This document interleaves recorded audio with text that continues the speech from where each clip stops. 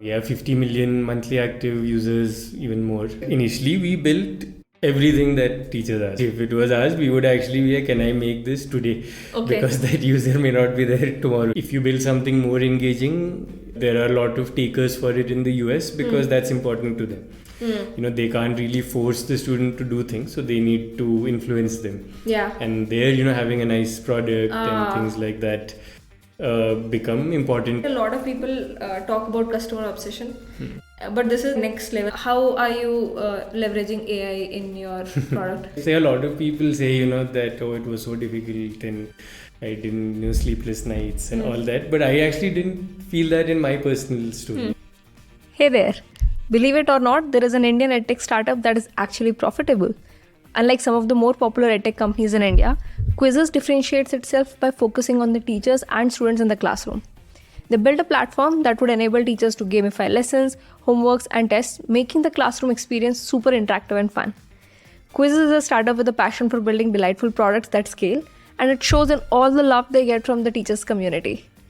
They've grown to over 70 million monthly users purely through product-led growth, with literally zero spent in performance marketing. And they were able to do all of this without making any content themselves. Yep, the content on the platform is crowdsourced from the millions of teachers that use Quizizz. Despite having such an interesting story, the startup is relatively unknown in the Indian ecosystem. So I decided to sit with Deepak, one of the founders of Quizizz, to talk about their early days, how they build products, and the future of education with AI. Hope you have a good listen and subscribe if you would love to learn how 0 to 1 products are built. Okay, let's dive in. I would love to understand, so you were a developer at Amazon. How does one go from that to saying I'll solve education for US? How did that happen? So I don't think we started off saying we'll solve education for the US, but I think, me and my co-founder Ankit, we met each other in college. We've been friends since. We always enjoyed doing projects and things like that, right? So we like building little apps and that sort of thing. So that continued throughout college, even afterwards. We sort of had that interest in doing something, building things on our own. And I remember, around a year and a half into our first jobs, Ankit had come to visit me.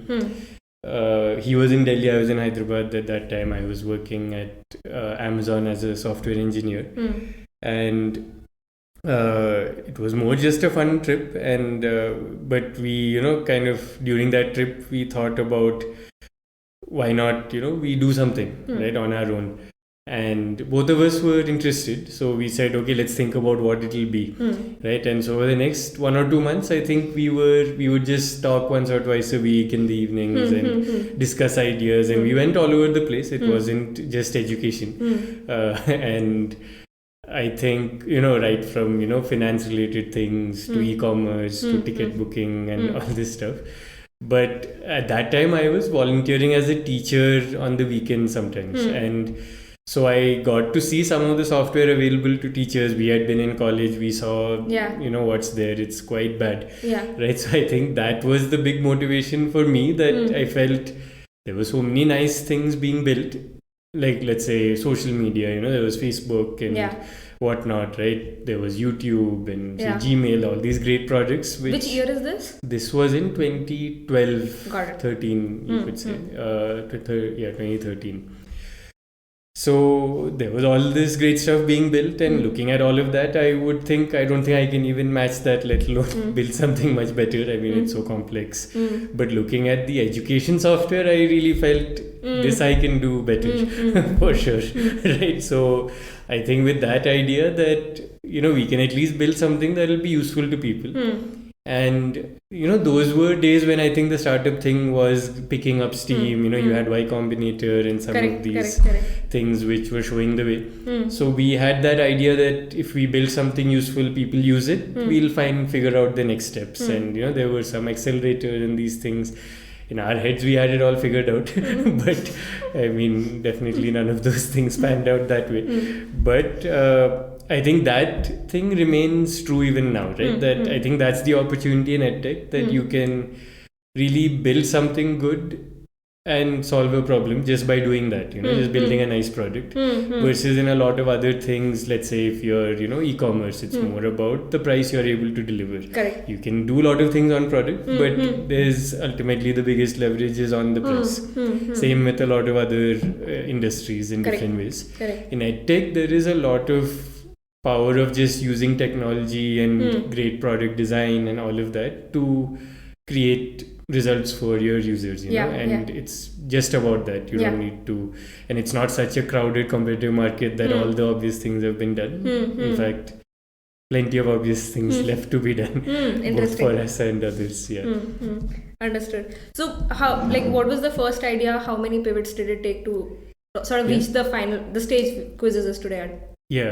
And so just to touch upon that US thing, we actually started off just building for anyone who was like us, who could use a computer and all of that. I mean, that's all we knew, so we built it that way. We didn't really think about an audience. If we would have thought about India, we may have said, oh, there's no technology, don't even bother.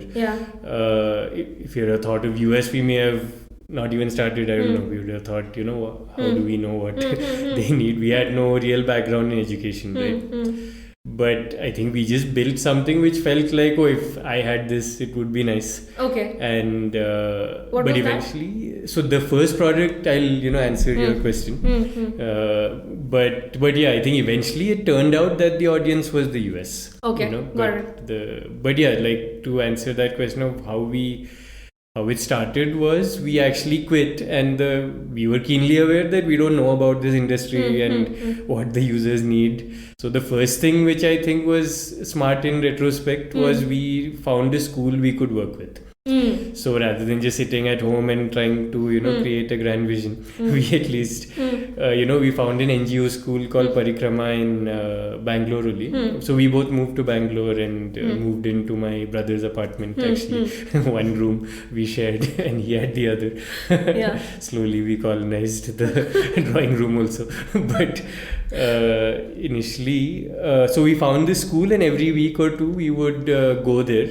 And our first idea was to basically just make learning more engaging for students. And the first idea we got was, let's make this really immersive game where students it'll be like a real game, not just like some shallow layer over questions or something. And with that idea we sort of started building. So we went to this school and we had never built games before or any educational. But were you into gaming, both of you? No, we weren't even big into gaming either, right? But I think we would have played some games, but that's all. And so we just felt like this is the right solution to this problem of students not really, like, we knew that learning is quite boring and it could definitely be done better looking at just things that were even out there, right? Say YouTubers and inspiration, say how you can make a great video to explain something that's so much better than say the textbook that was there.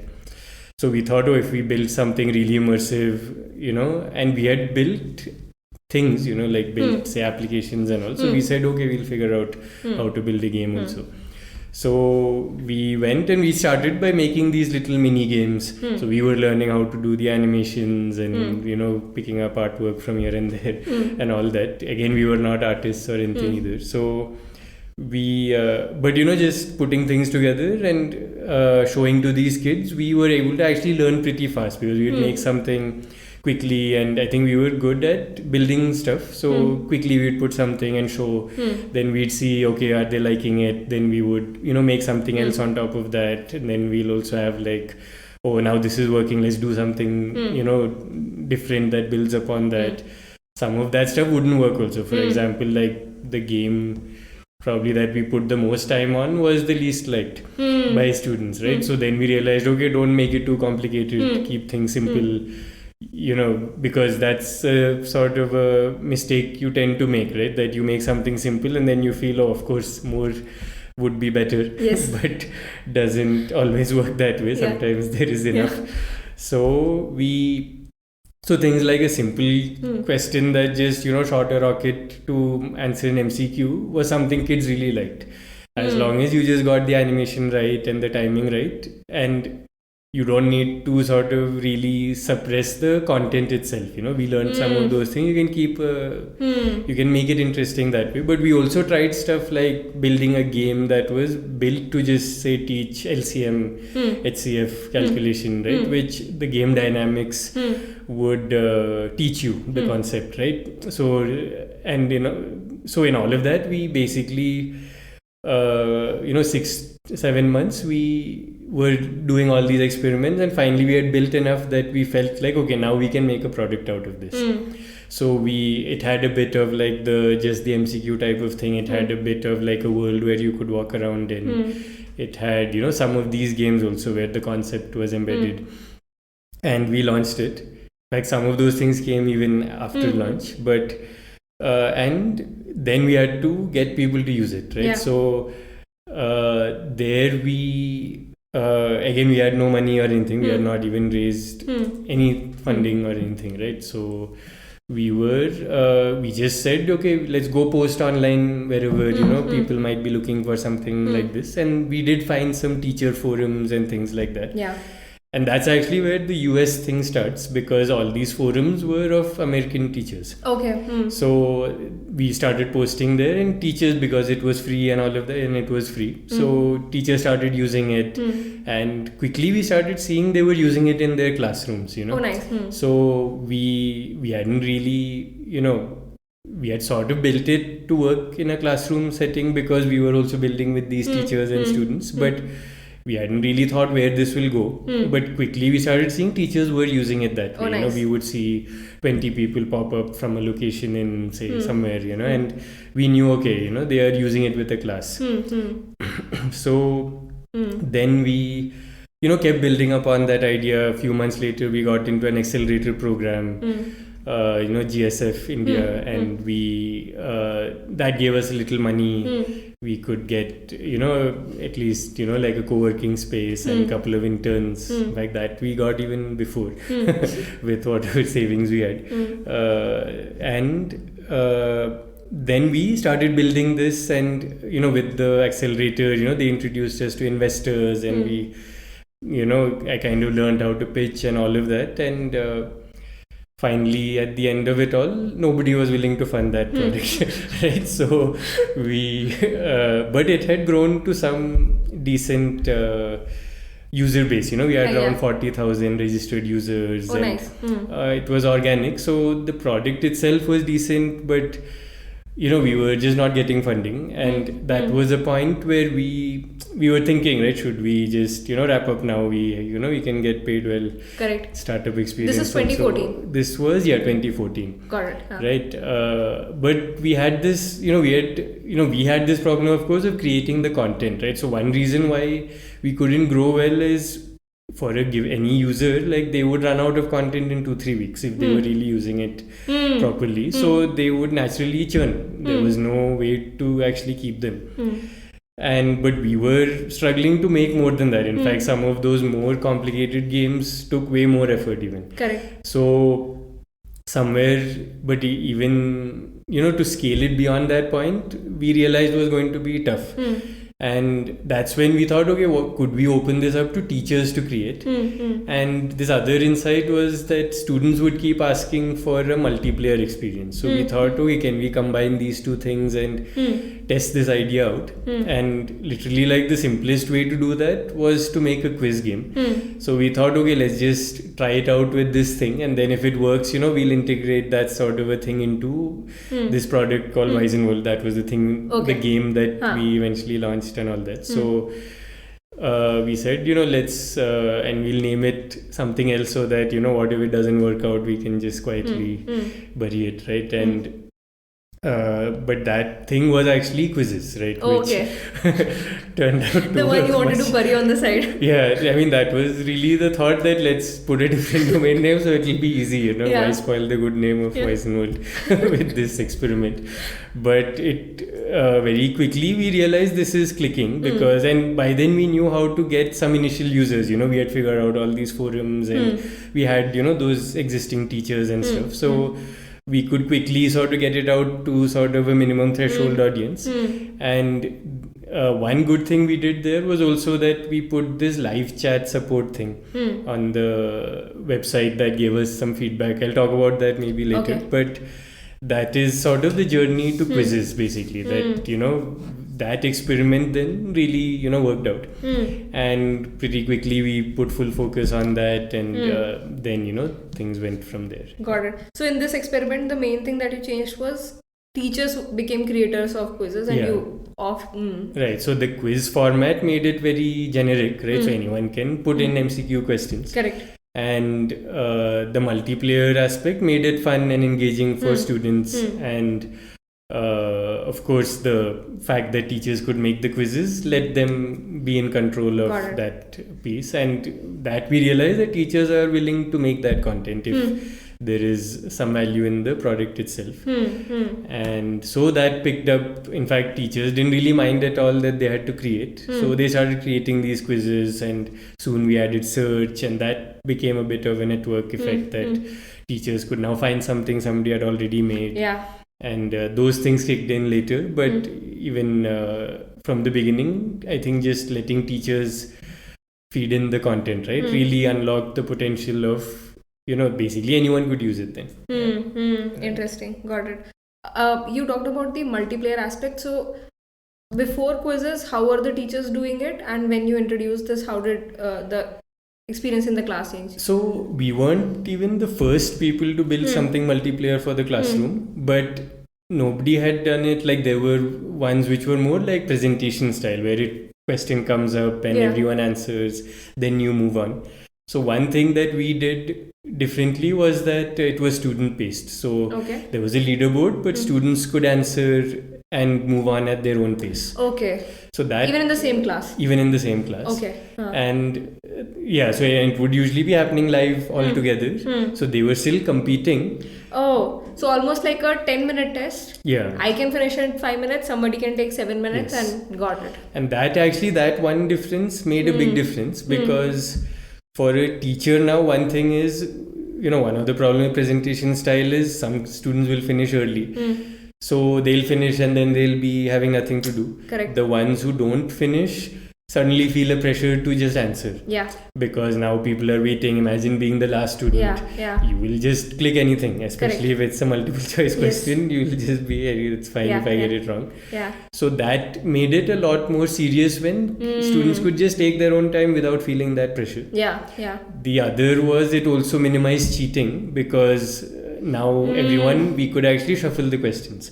Yeah. That was one nice idea that we had implemented early on. Yeah. That so now you may be on one question, I may be on another, so it's not easy to look on the side, versus if everyone's doing it together, very easy to cheat on a multiple choice question.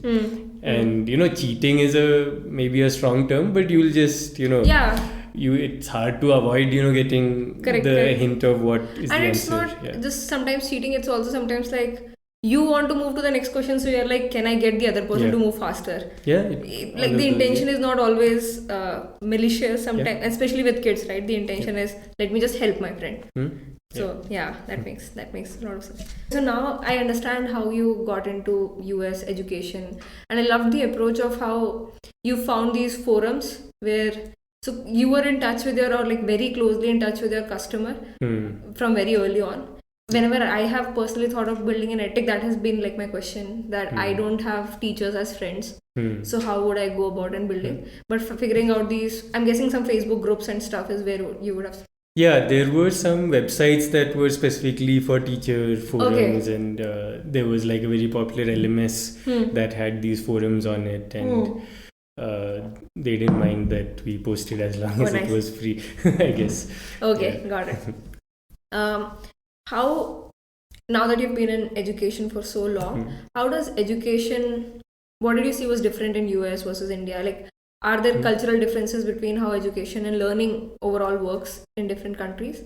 Yeah, there are definitely differences, right? And if I'd say between the US and India, I think the few big differences I see are, one is that student voice is a bit louder there, right? Like the student's choice, if they like something, and all of those matter a lot to the teachers there. Whereas India is a little more top down, right? So that is one thing, right? So that's where, if you build something more engaging, there are a lot of takers for it in the US because that's important to them. They can't really force the student to do things, so they need to influence them. Yeah. And there, having a nice product and things like that become important to them. Makes sense. Yeah. So basically, how much authority does a student have? Can the student say, I don't want to study from this teacher? No, it's not that extreme. I'd say it's not so different. It's just that I think the classroom general environment is very different. If you see like in Indian classroom, you'll see a teacher standing in front and talking, and students mostly just looking and listening. Yeah. Right. Whereas a US classroom it's a lot more interactive, right? So the teacher is walking around, students are actually sitting in like these clusters of say 4 or 6. And and then they'll say, okay, now why don't you discuss amongst yourselves? Then she'll just ask somebody, what did you think about this? And so it's a lot of back and forth and a lot of questions like, okay, who wants to share, what they think about this, that. So with basically what comes with that is that the student voice becomes more, prominent, right? That if you're wanting them to engage, then you'll create an environment that is supports that, No, makes sense. Got it. And how committed are teachers towards learning outcomes?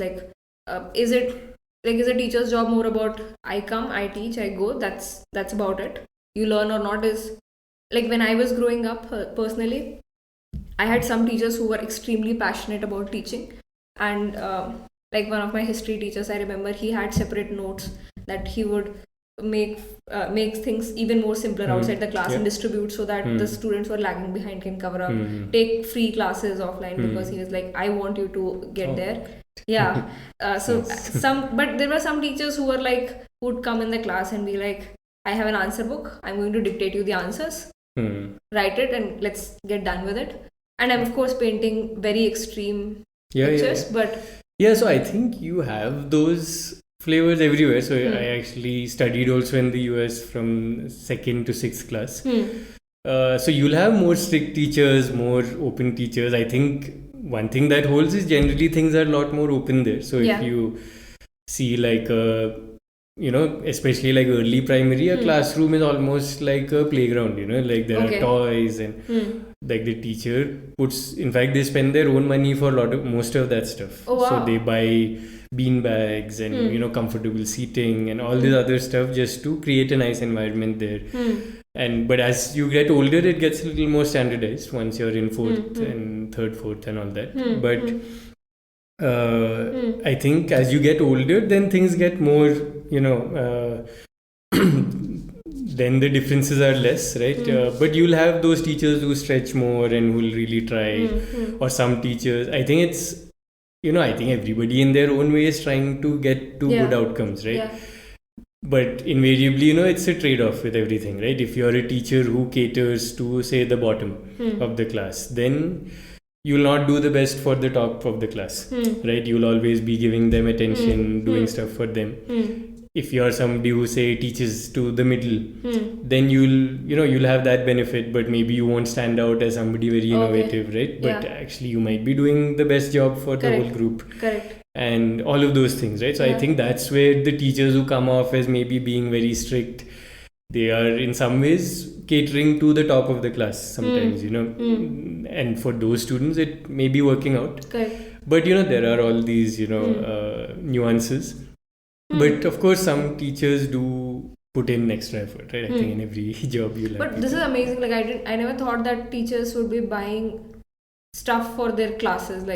Yeah, in the US, like a lot of these things which were quite interesting to me also, and Also, the fact that they even pay out of pocket for something like Quizizz, right? Yeah. These are things we are still trying to really understand the motivations. But yeah, I think clearly they care, there's no denying it. Otherwise, they could easily choose to not do these things. Correct. It's not really that their job is on the line or anything if they don't do all of this. Yeah. Wow, that's amazing.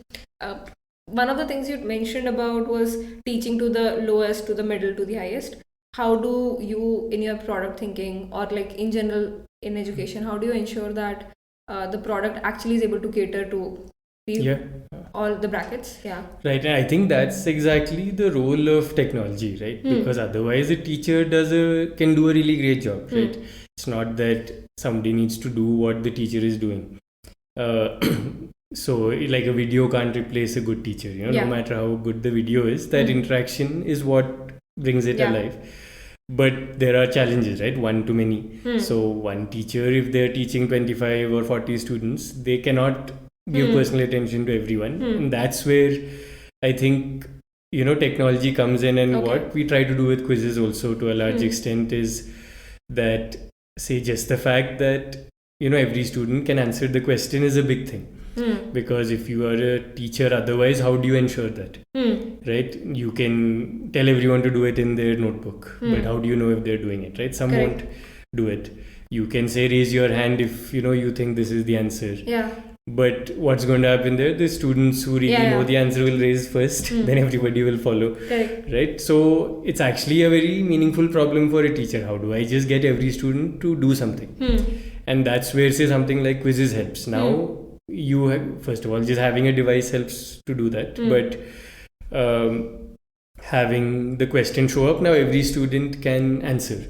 So that's one threshold cleared. Now the fact that, say, they can take their own time makes it that much more accessible to every student. Somebody who needs more time takes more time. The fact that it's gamified and competitive adds that X factor that now I want to do well also, right? So you have a motivation to get it correct versus you might say, I've copied an assignment, right? I don't know if everyone does it, but so there's ways to do the task without learning anything.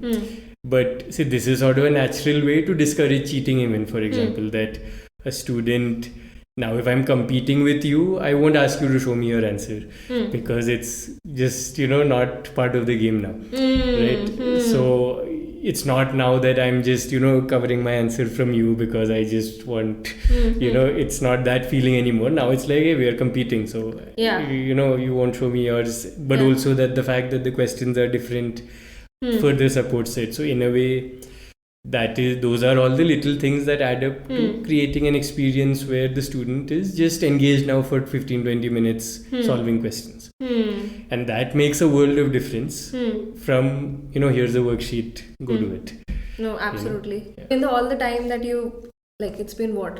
2014 you said, right? So almost 8-9 years?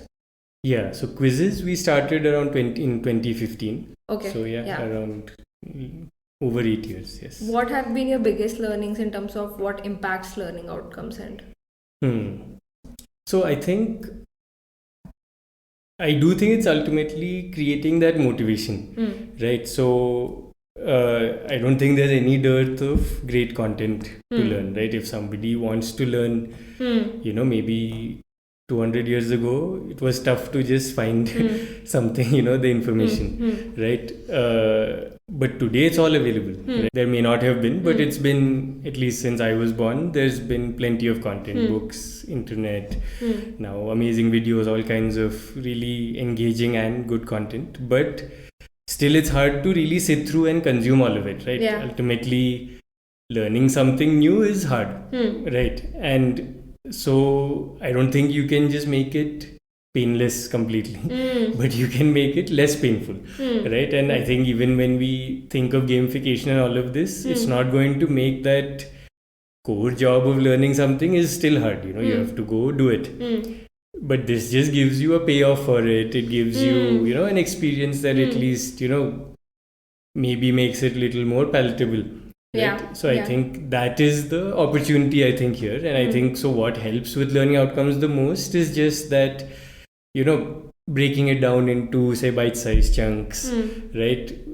I think all of those things are what make it so painful that somebody stops, right? That if if I have to read like 100 pages to learn something, that's a lot of commitment to most people don't have that sort of delayed gratification capacity to keep going, right? So that way, making it little making it easier in that sense, right? And making it more stepwise, breaking it into smaller chunks. I think those bits really help. And also then building something, whatever you can do beyond that to make it fun, right? Doing, say, why sports is fun because you play together. Yes. Yeah. Right? If I had to just kick a ball into a square, it wouldn't be very entertaining. Correct. But that whole thing adds a flavor to it. Yeah. When my parents put me into keyboard classes, I didn't want to go, and I had no interest in learning it, and I didn't enjoy it as much. But it was because I was always going it with some of my best friends. I would still go. I didn't like the teacher. I didn't want to really learn it, but I would still go because I was just hanging out with friends. And till date, I think there are 2 songs that I can play, but it's because I was just going to hang out with my friends, and that was reason enough to go. While of course there are things like I loved to paint, and so I would go painting even if nobody asked me. That was very like I would do it at home by myself. But for things which I was not interested in, just having an account.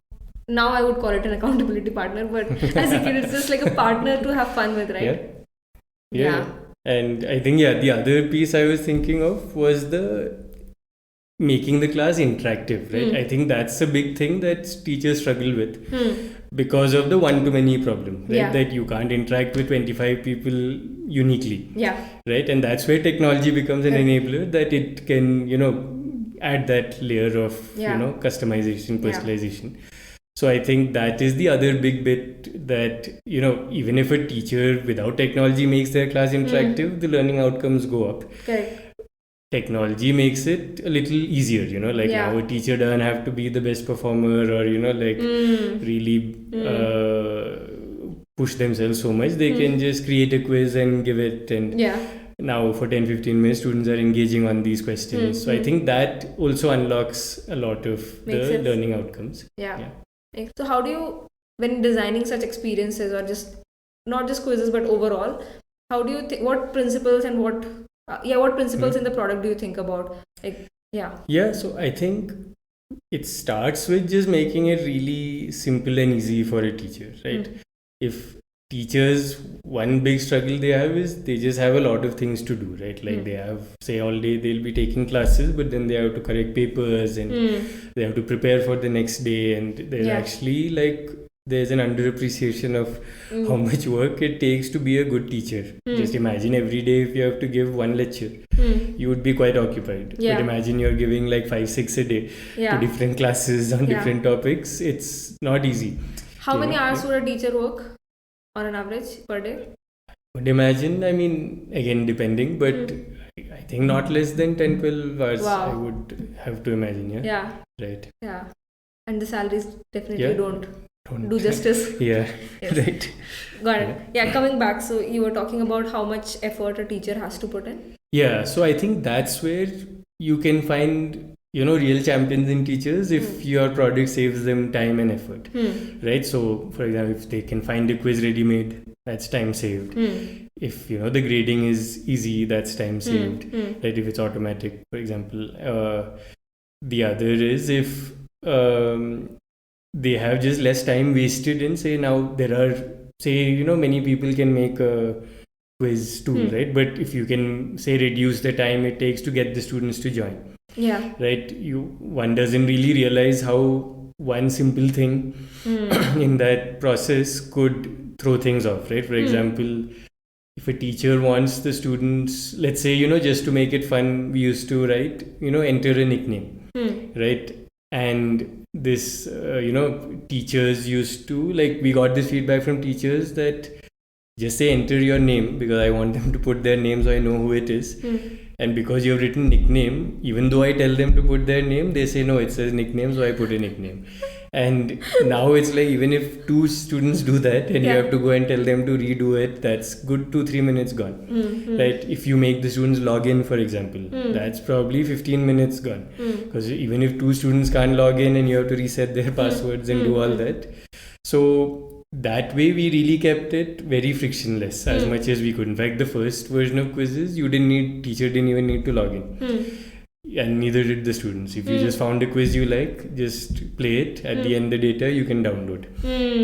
And even today, students don't need to log in and all that. So saving time everywhere you can. And some of it is, things you would think of, but others are things that you really need to understand the day-to-day problems of a teacher to accommodate for, it may be just a bulk update option on a quiz editor thing, that I need to change the time for all the questions to 50, from 30 seconds to 1 minute, because I'm assigning this quiz to a separate set of students. So all these little features which you won't get, typically that's one thing, that when teachers have to rely on tools not made for the classroom scenario, right? That's where, things will be lacking, right? Say, for example, Zoom and all these online call solutions, right? They mostly have a whiteboard. Right now, typically in a corporate environment, how does the whiteboard work? Everybody writes on the same whiteboard. Right now, that would be chaos for a teacher if 25 students are just writing on the same board.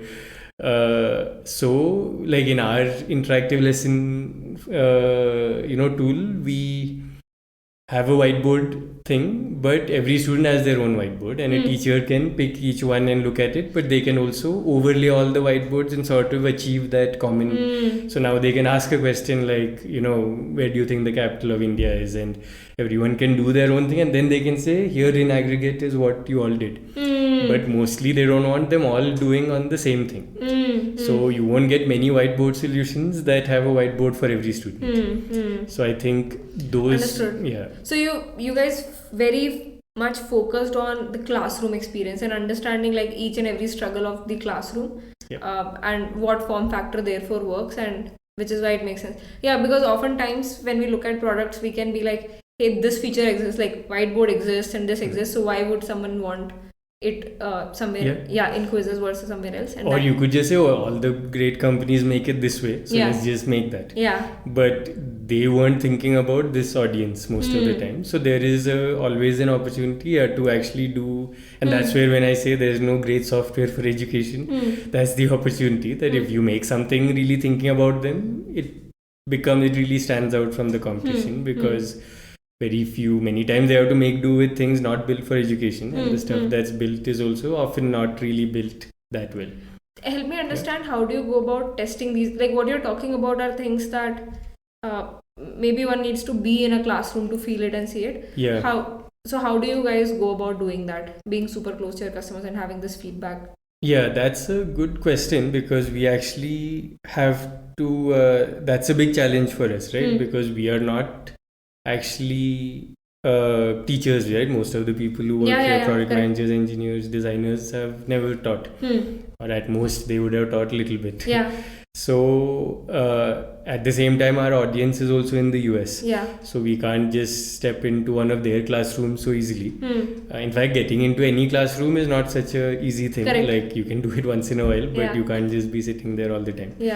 So we actually take a lot of pain just to keep hearing from teachers, So we have various ways we've built, right? So to start with, just the, right from day one of the big unlocks was just by putting the live chat support widget on our website, right? With the previous product, we had a support widget, but it was a ticket-based one. With this chat thing, it really unlocked so much feedback for us, and it was a bit of a pain to do it, because we would be working all day and then the teachers would come online at night.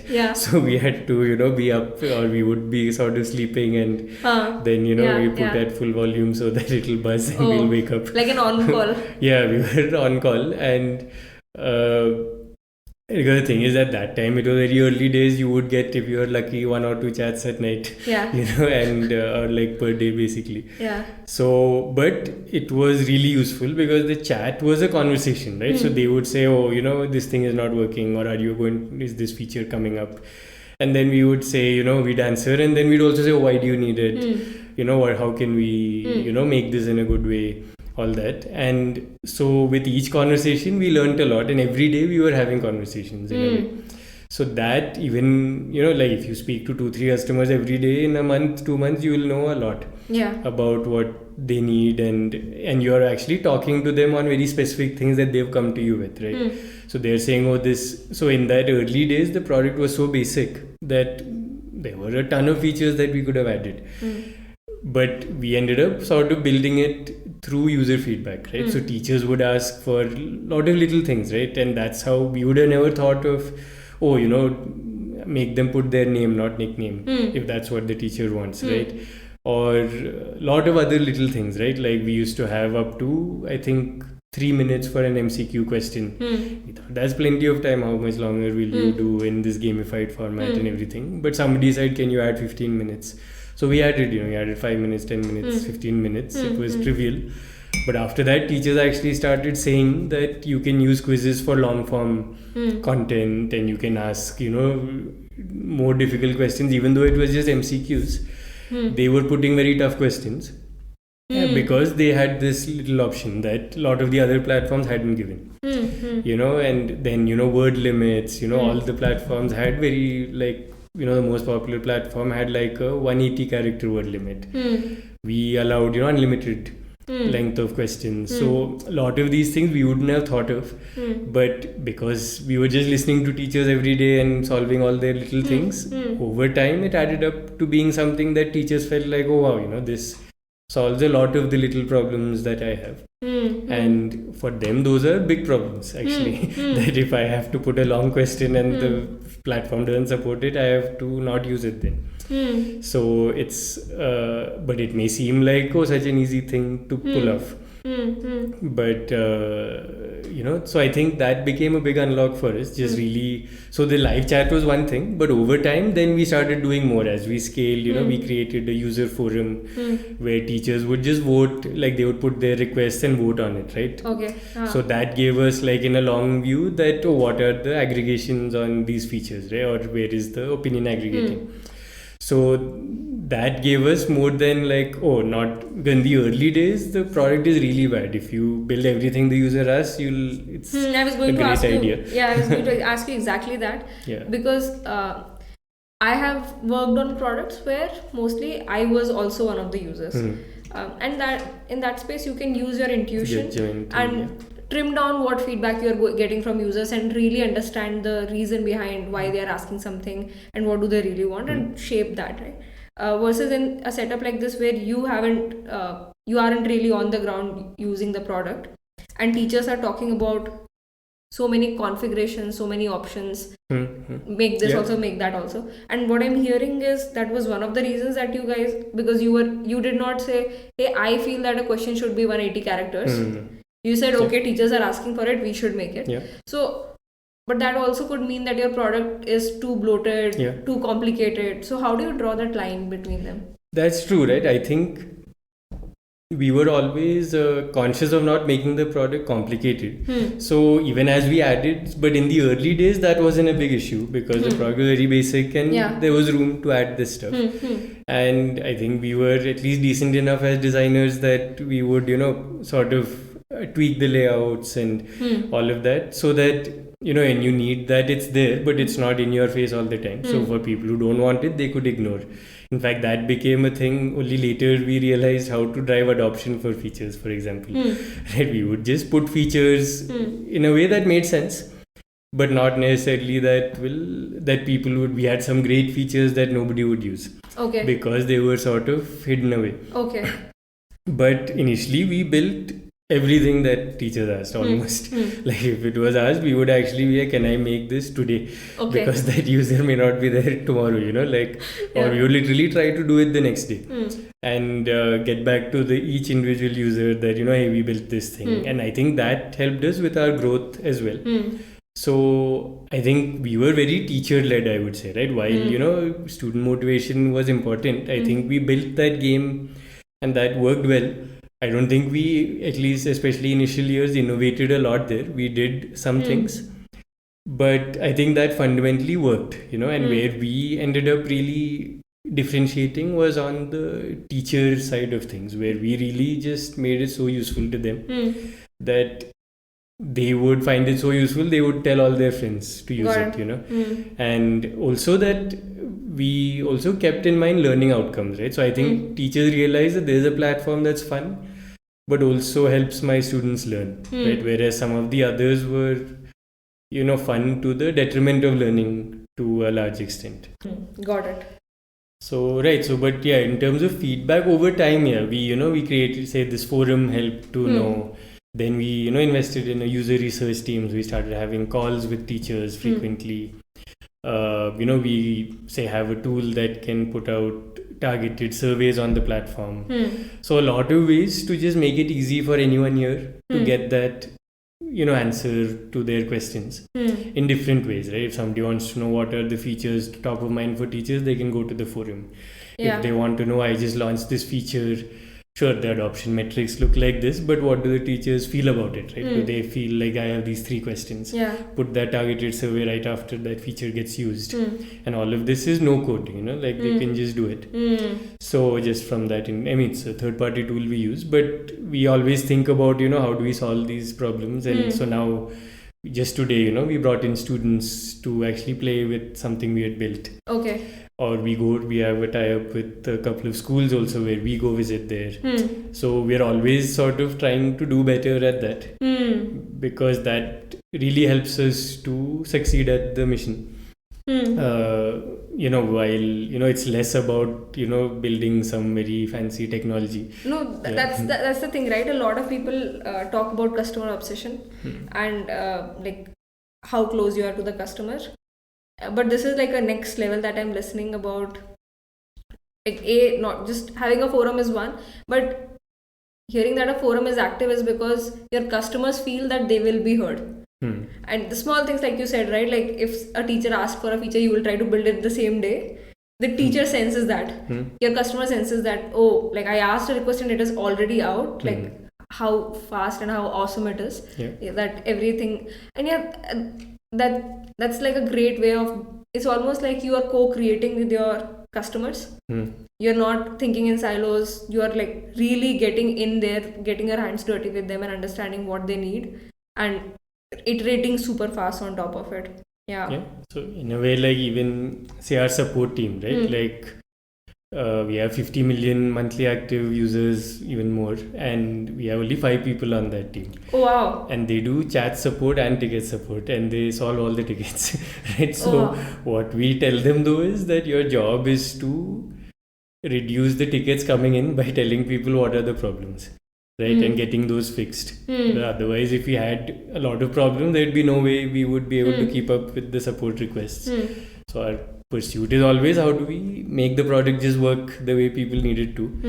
And so in a way, the support team is the eyes and ears of the team. They are telling people like, here's what are the little problems that happen.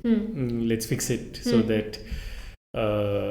But yeah, those sort of things I think we really hold dear. Okay, so like, what are the top metrics that you look at? Like, of course, revenue will be one and user growth is one. But otherwise, how do you measure engagement? What are your top metrics? So the main one apart from those two is that how many activities is a teacher doing every month? How many, in a way, how many questions are being solved in a classroom per teacher, right? That's how we measure it. So if they do more activities, if they do longer activities, all those contribute to that. Quick things, 2 things that you touched upon, and I'm trying to frame them in one question. One was you talked about we have some business goals. So how do you prioritize user goals versus business goals? And the second thing I wanted to touch upon was as a business person, you would want to have highest engagement. What is the ceiling at which it starts getting in the way of learning outcomes? How do you think of, like, I'm painting an extreme scenario, but why not, like, what is stopping you from saying, let's build a game which is super addictive and like, right, and takes up a lot more of, because I'm sure the kids don't only use it in the classroom, they use Quizizz beyond classroom too. No, you'd be surprised. Okay. Kids don't want to do more homework Okay. than what is Okay, perfect then. absolutely mandatory. So actually, that's not been. I would love to have that. Okay, problem. that's the problem you would love to have but don't Yeah. have today. Okay, got Yeah. it. But does it, like, has it ever become like an anti to learning outcomes? Like, No, I think you can easily go down that path, right? I think, like I even said, right, some of our competition, I do feel, I mean, because it is a real trade-off, because as I said, the student voice is important, right? So teachers will pick something that the students prefer, right? And now, but also learning is difficult. So if it's like, if the experience is totally painless, they're probably not learning, right? And that's like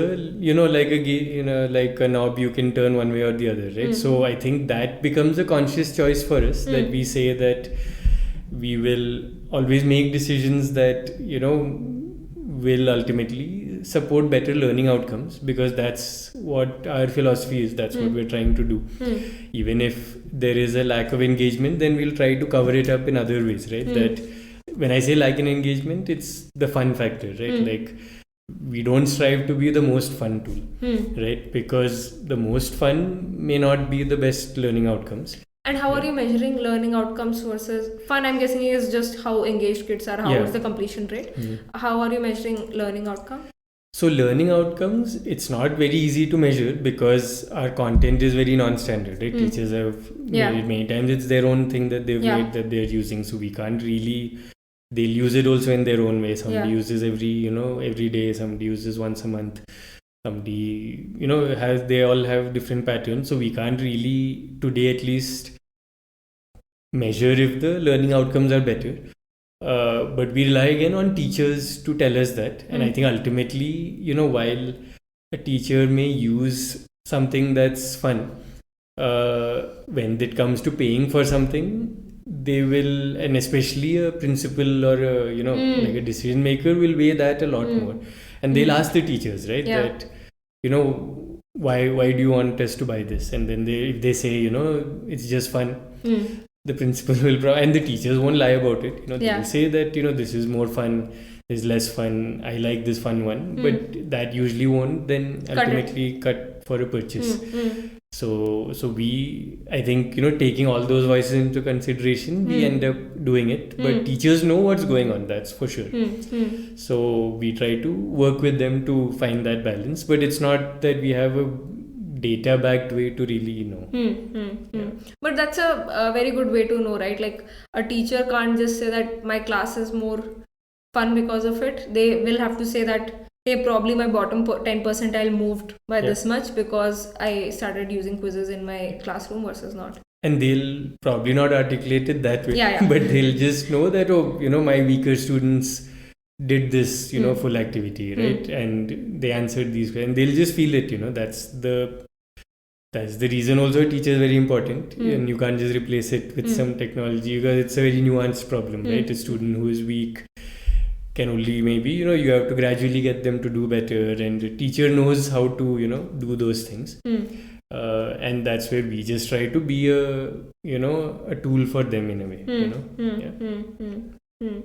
Interesting. Makes sense. So you talked about the forum you guys have where teachers engage. Do you see a lot of sharing from, like, one of the challenges in general with any product is learning to use the product. There is a curve to that, right? And somebody, of course, your best teachers would be utilizing your product 99% versus your new teachers, or even someone who is generally not as enthused about figuring things out would not be. So how do you solve that? And do you see a lot of experienced teachers helping other teachers, tips? How does that overall happen? A lot of that does happen for sure. Experienced teachers helping others, and that way, like, a school is a community, right? So you can use that leverage to grow, to so you do see network effects happening from that front. That happens for sure at a school level, and especially like a place like the US, the teacher community is very connected, even in the whole country, right? They have They have local conferences, they have state conferences, national level conferences where they come and meet. They have a lot of these, they engage very frequently on Twitter and social media. So they have a lot of these things that they do. So if you have a good product, you can actually grow there. In other countries, it's less prevalent. And so there, in fact, we are also figuring out how to navigate that. It may not, what worked for us in the US may not necessarily work everywhere, or it won't for sure.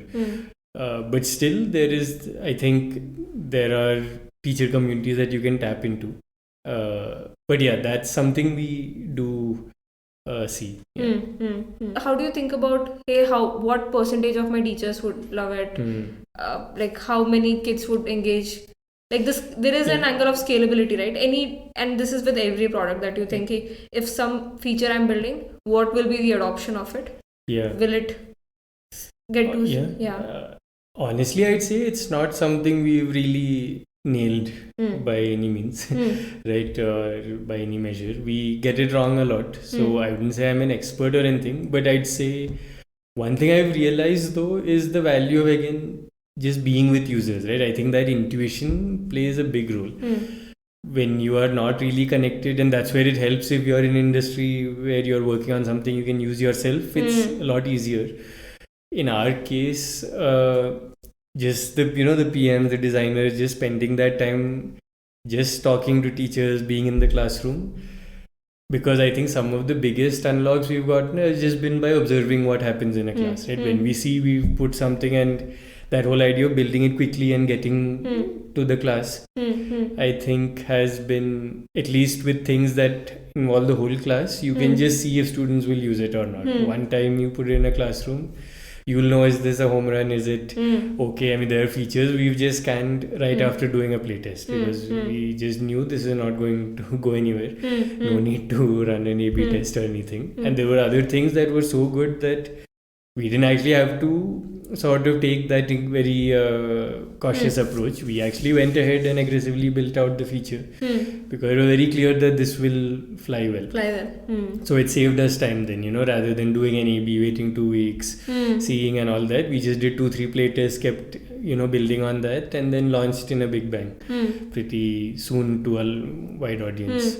So those things I think has been the biggest way to know. But I think when it comes to say features for teachers, I think surveys and things only take you so far. Correct. It's not really worked, right? So I think many times we get surprised there. Yeah. Even now. No, because in especially a product like you, even the teacher is second guessing. Yeah, in general, people don't know what they want. Right, they say. Yeah. I feel at least in a case, because it's finally the student has to be interested. The teacher can say, I wish my kids are interested in this and I think they will like such a game. But at the end of the day, your user is very different from your buyer. Even if the user is the teacher, like we are building for a teacher, there are many things they cannot really anticipate. Or rather, I think like say now if I were to ask, I'll have a lot of things in my mind, right? Like I'll know that if this is going to take time. Yeah. So the question I'll ask is, if this took 10 minutes, would you still do it? Yeah. And often still, the problem is that there is a right answer, right? Yeah. So if I say, would you tag all your questions so that you get standardized reports? Yeah. The correct answer is yes, I will do it. Yeah. But the real answer is no, I'll never do that. Right. So this is so I noticed, like, I'm taking down 2 points from here. One is how your users are so optimistic in general. Yeah. We used to see that at Google Assistant, where if you would ask users, what do you, in India, tier 2 cities and so on, if you would ask them, what do you want to use Assistant for? Learning. I want to only learn.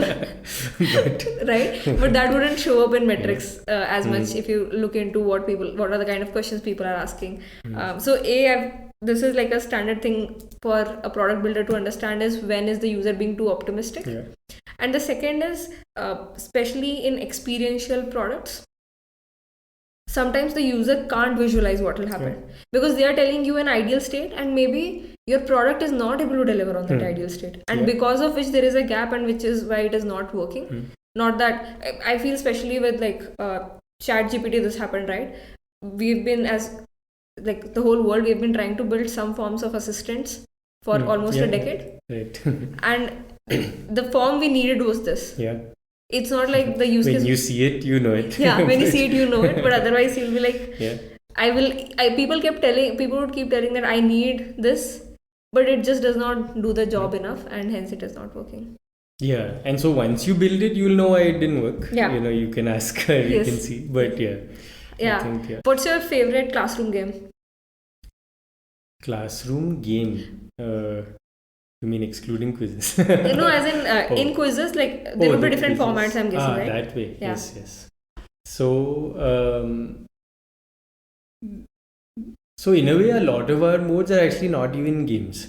So I mean, they are gamified, but we have we have the one game we started with, which is the live classic mode that we call it that, and we've recently created another more gamified version called Mastery Peak. Okay. So I'd say right now the stuff happening in Mastery Peak is pretty interesting, and we are also trying to refresh the live game mode. That used to be my favorite. I think now I'm torn between these What is two. Mastery Peak? So that is a mode which was, so I think, so one of the things is, say with Quizizz, we are not really trying to assess students and label them. Right? What we're trying to do is build a platform that gets every student to mastery. Right? And so, but the way, say, the live mode was built was, it was more of a low stakes review. Right? So it was built in a way that you do all the questions and you get a score, and we had some mechanics where you could retry a few of the questions, but not that you just keep trying till you get it right. With Mastery Peak, that is the sort of dynamic where it's gamified in a different way, where you're sort of trying to climb a mountain and you can keep climbing till you reach the top. And that in the journey is of doing the questions till you get them all right. Got it. So if I am again and again doing bad at some chapter of say plant cells in biology, you'll keep getting me different questions so that the topic, till I cover that topic well, I can't reach the mountain. Yeah. And for a different student, it could be a different topic that they are stuck on. Yeah, so generally the teacher does it as a group activity, but yeah, you could assign different groups to different chapters. Do you also help teachers understand, and I think this is a part of learning outcomes, that there is a certain, do you help teachers understand that there is a certain portion of students, or rather just understand Soumya is not doing well in these things, somebody else is doing not good on those things, so how can you give them focused homework of sort, or like focused experiences of sort? So that's actually something we're really deep into working on now, where earlier it was up to the teacher, so we would give a simple report that made it, again, the idea being that make the insights easy to decipher for a teacher, so they can quickly see, okay, these students didn't do well, these are the questions the class struggled with, those sort of things. And then they could, then we have a huge library of content as well, so they could just pick things that suited those differentiated needs and assign it. Right? But they still had to do all that work of, then making multiple assignments, finding the quiz for that and all that. So now we are trying to, using, machine learning, AI and all this, to try to do a better job of saying if a student doesn't know, a lot of things go into it, right? You need to know our content is not tagged or anything, right? Teacher has just made it. So first you need to know what was it that they did in the first place. Which are the questions that they struggled with, then comes there. Then what is the right content to give this, meaning what is maybe one step below. So all of that is a pretty deep tech problem, but now we're actually building and also building technology to help students actually then solve that in a step-by-step manner, which, an assisted sort of solution there. We're starting with mathematics and but these are fairly complicated things, so I think what we would expect to or hope to see is that we start chipping away at that problem, right? Maybe it starts with suggesting a few quizzes that might be suitable, and then the teacher looks and picks things like that. But yeah, this seems to be something that would very clearly impact learning outcomes. And again, just makes it possible for the teacher to address the needs of more students. More students, yeah. How are you leveraging AI in your product? Of course. It's like the buzzword, we have to talk about it. Yeah. And we are actually doing a lot there. I think that it's something we really felt could make a big difference. And the first thing we are doing is a lot of support on content creation. Like that felt, it's like the obvious thing you can do. And but again there about, then building it in a way that works for teachers, right? So now if I'm making a quiz, for example, right now we have a lot of great content already, which will be generally better than what an AI will generate because it's made by a teacher by hand, right? It's tailored to the curriculum. Now you won't get a really good output if you say make a CBSE quiz for fractions. It feels too generic as a command itself. Or rather it won't do, you won't get a very different output when you say make for CBSE versus make for US syllabus, because ChatGPT doesn't know at that depth what is different. Got it. It will just know, okay, here's a quiz on fractions, but that nuance, if you just even ask it about CBSE in general, you'll find it'll know limited because at best it'll know the published syllabus, right? Yes. How does it know, what's going on the ground, which books are actually guidebooks are used, all this. So, but a teacher knows that, and the content they have made is made keeping all that in mind. And we have teachers all over the world who've made all this local content. So that's the leg up that we have. So say our first approach was to say, like, now say you've got a quiz, but a few things might be off, right? It's, I need 10 more questions of this type. So those are the things we tried to do with AI then, saying we made it easy for teacher to say add 5 more questions like this. Or make these questions, the options are too guessable, make them easier.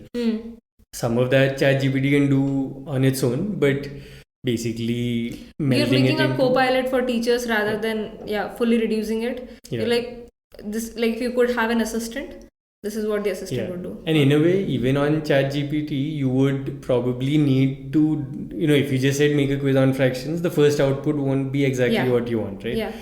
And it'll get tough to say, like, question 3, 7 and 9, replace it with harder questions, simplify the language of this. So that through UI, we make it easy and also give those suggestions, right? So a lot of it is just knowing the right prompt to give. So I think that's what we are trying to do. So again, to just make that technology usable. And in the end, even if you can do all of that in ChatGPT, to assign it is a problem. So that Quizizz does anyway in a great way. So that's, I think, we are not worried that we'll get replaced by AI tomorrow, but it's about how well can we leverage it to again solve some of these real problems. But not again just saying, oh, give us a topic, we'll make a quiz. I mean, that we do, of course. But the real needs are more in terms of, okay, here's a chapter PDF, make a quiz on this. And in that, do you have the right tech to read that PDF properly? Right? Can you actually absorb, say, the images in there also and do things like that? Can you make a quiz which has images? So there's a lot that can be done on top of what's there. It's not necessarily even very deep machine learning or AI work. It's just about making it a usable experience. I think that's like that's one thing that a lot of people miss, that like what we have with GPT-4 is super powerful, but you still need to apply product thinking on top of it to make it usable in the specific context you are at for your specific user. And that is where the gap often happens. Where do you see other applications of AI in education? Not like, maybe talk a little bit about quizzes, but also broader. And because you do hear a lot of extreme statements, right? Like, why do you need a teacher now? Because you can learn from ChatGPT, to like, this is fully useless. So where do you lie on that? Somewhere in the middle. But I'd say in fact, some of the things that say, while I think a lot of teachers are excited, there's one thing most of them are worried about, is that students will just use AI to cheat, basically. Right now, a lot of their assignments and like the higher order thinking things can just be done this way. And so I think one big part of AI will be how to, at least in the education space, is how to make AI proof assignments. Like, for example, if I say one thing that I think is top of mind for a lot of teachers is just how do I make sure my students actually learn, right? There's an argument to be made, if you can do it with AI, just do it that way. But I think, mental faculties do need to be built, right? Problem solving and all of that, because it's not really problem solving if you type your problem and paste the answer. Yes. Yes. That's just one problem you have solved. But there are many others that students need to apply themselves and build that capacity. So I think that's one area that's sort of interesting. We are not necessarily working on it today, but will come in time. I think in education, of course, content is a big area. But also differentiation, for example, right? Like teacher being able to give a more personalized experience to different students. I think that's where we are doing a lot of work to enable the teacher to give that great experience to every student. Right. Are you saying personalized as in understand where the student is in terms of their academic level, or personalized in terms of student's background? So more on academic level, I think background ends up having a factor to play there, being a factor there. But just purely on the academic level, that a teacher, it's just a lot of work to see what each student did and personalize. So what most teachers do, even if I were in a classroom, I would just give one thing to everyone, and then some will do really well, some will not do well. And then I'll try to maybe help the students who don't do well. But there's a limit to what one person can do. I think that's where technology plus AI, both the experience of how it can be consumed, but then the insight of personalizing well, that combined can be very powerful, I think. Makes sense. Got it. Before we get to the fun part, what was in this journey of 8-9 years? What has been one apparent failure that actually led to great outcomes eventually, but in that moment you thought, this is the worst mistake we have made it? Yeah, I think, I was thinking about this question even before. I was struggling to think, but the one thing that stood out was, say, our first product itself, right? Wise in World. I think while it was a failure in that sense, we couldn't raise any money. We, even shut it down pretty soon after we did Quizizz. But I think what we learned while doing that was really fundamental to actually making Quizizz a success, right? This idea of getting feedback, the idea of keeping things simple, even for a student, all of those things we learned in a way the hard way, right? One great thing, students won't even sort of hide it, they can't they are just very blunt. So if they don't like something, they'll just not use it. They won't tell you it's bad, but they also won't make you use kid gloves, as they say, right? So those learnings were really valuable. So that is one thing I'd say. Even fundraising, right? For it, we couldn't fundraise, but we learned why we couldn't, So some things we did well, some things we, the product wasn't scaling. So sort of that forced us to think about how do we build. Otherwise, let's say if we succeeded in fundraising, maybe you would have kept on doing and then just failed much later and felt much worse about it, having put the time and much more time and energy. Yes, that makes sense. What are things that you would change in your journey in the last 8-9 years? Where you thought you could have done differently and could have probably arrived at the same outcome but faster? Yeah, I think one thing was just we were very afraid to monetize, right? So we didn't really talk about it much, but for 5-6 years we didn't really monetize. Maybe the 4th year we started testing ideas, but many of them failed, and we were really trying hard not to charge teachers. Because they were bringing all the goodness on the platform, right? They were the ones spreading it through word of mouth. They were bringing the students. All the students were only engaged if the teacher was there, right? So we were very afraid of charging that audience. And I think we could have, once we did it, finally we realized they were quite happy to pay as long as, the price was reasonable and there was value.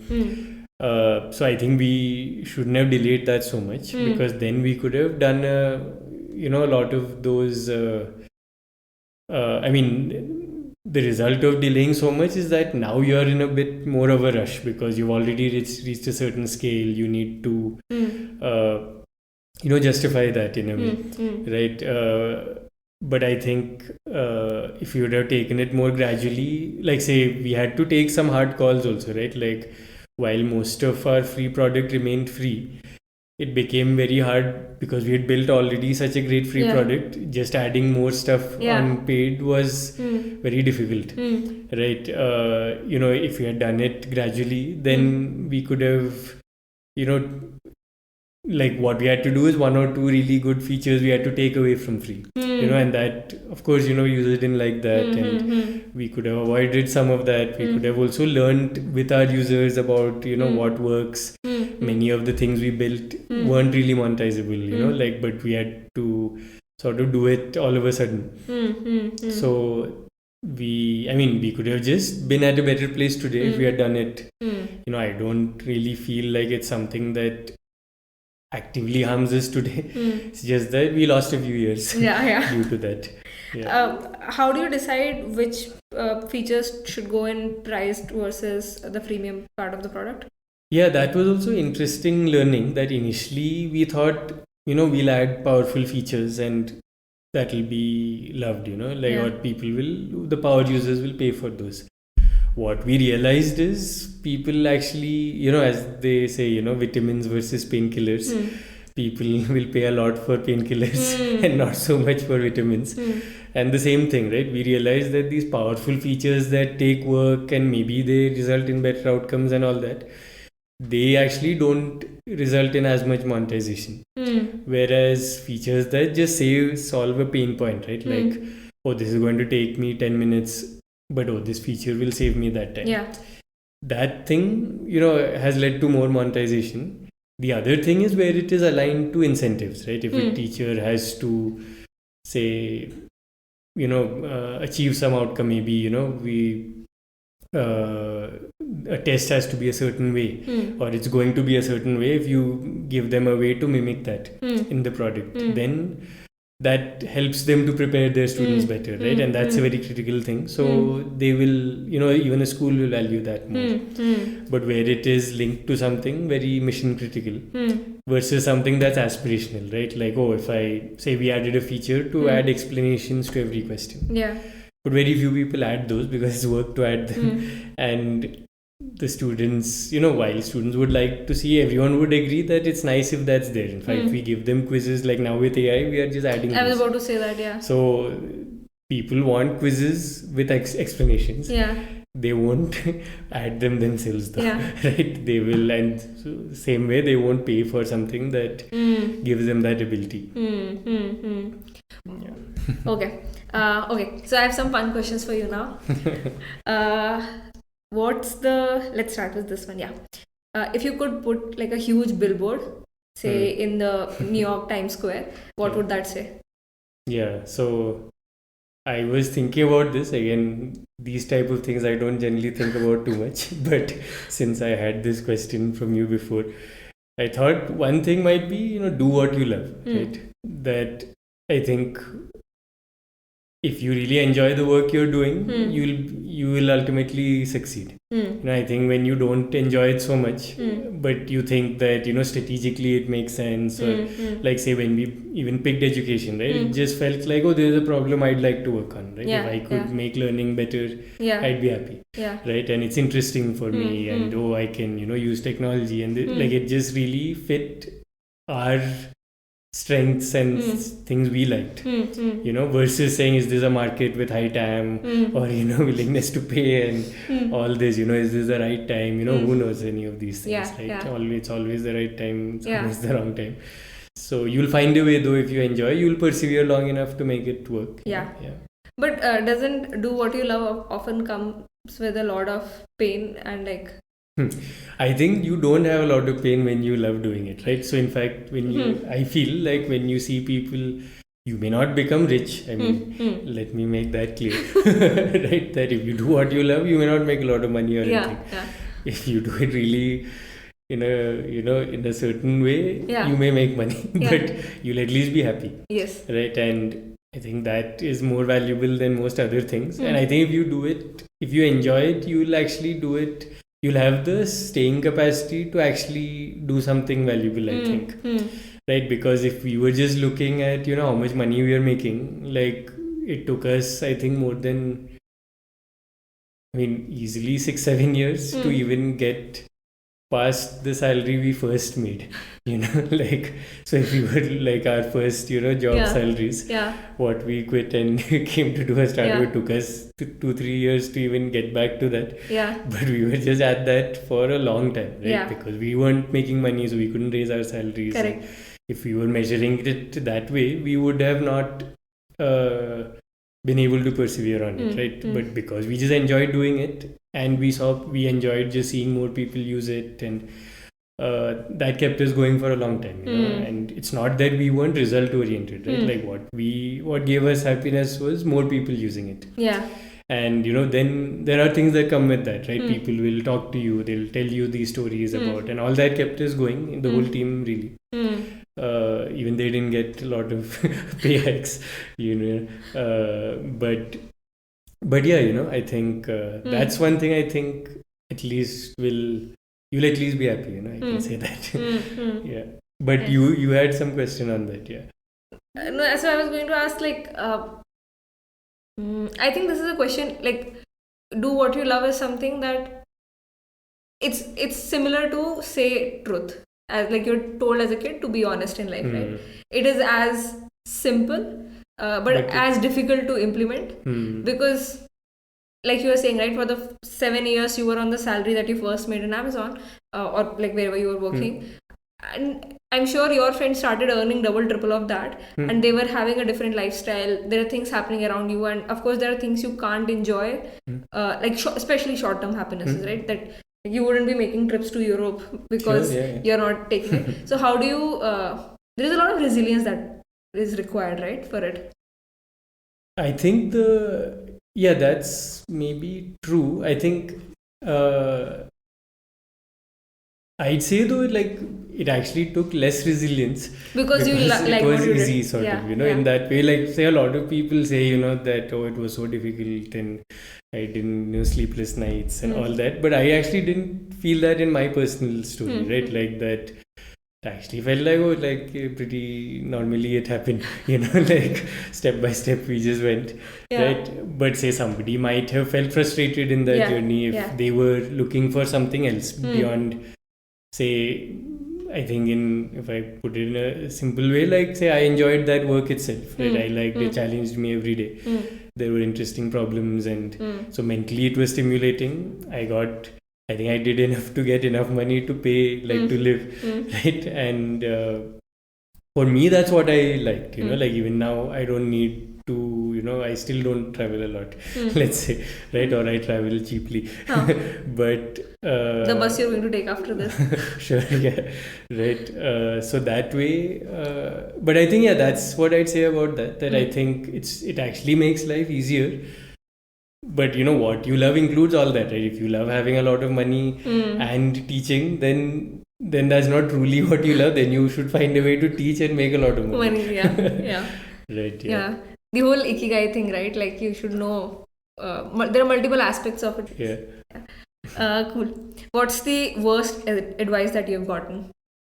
Yeah, this one I couldn't actually come up with a great answer. I don't think I ever got, or I can't remember any really bad advice. I'm sure it's come across. But I would generally say I rarely go for advice. I usually ask people for help. It's not that I don't go to anyone, but I think that advice is so, specific to each person's experience, right? So you can definitely, I think, ask questions. Right? Say, ask specific things, right? Like, if this, then what, right? Versus saying, tell me how to monetize, Then people will just tell you their experience, and it may not really apply to you if you just try to apply it. So my advice is don't ask for advice. But bad advice, I don't. That's like a great point, right? So I'm sure you get a ton of this. I get a lot of people coming and saying that, hey, can you mentor me. And that's such a broad term, right? Like mentor you on what? Like I don't have context of what you do. Like there is so much to gather. And especially on LinkedIn, I get this all the time that people will come to you with very broad advice. And that's usually a sign that they don't know what. Yeah, they've not done their homework in a way. It's almost like, can you do this for me? Yeah. Instead of, I've done the homework and these are exactly 3 questions I need answer of. Perfect. That was all I had. Thank you so much for your time. Yeah, happy to do it. Yes. This was interesting.